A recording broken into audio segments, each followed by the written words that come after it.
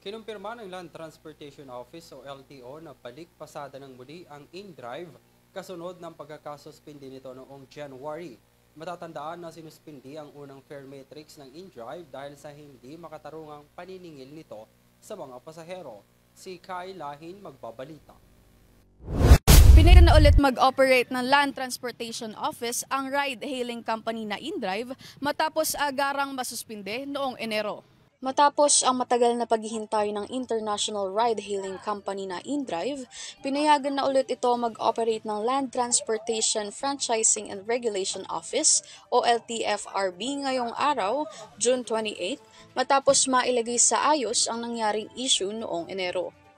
Matatandaan na sinuspinde ang unang fare matrix ng InDrive dahil nakabase ito sa kung paano ang bayaran na sinusunod ng kumpanya sa ibang bansa, kung saan maaari silang magtawaran ng magiging pasahero hanggang sa magkasundo sa presyo. Sa kabilang banda, ang LTFRB ay mayroong ipinatutupad na fixed fare sa bawat ride-hailing company na kung saan ay mai-estimate na kaagad kung magkano ang babayaran sa oras na mag-book ang pasahero, dahilan kung bakit nasuspinde ang ride-hailing company. Nakipag-ugnayan kaagad ang manager ng InDrive sa LTFRB para makapagpatuloy na sa pag-ooperate ang nasabing kumpanya upang makasunod rin sa tamang pagpepresyo sa mga pasahero. Pahayag ng Business Development Manager ng InDrive na si Afanasi Petrov ay lagi naman silang compliant kapag may aberya na nangyayari sa kanilang kumpanya. Para sa EuroTV News, ako si Kai Lahin, sumasaludo sa bawat Pilipino.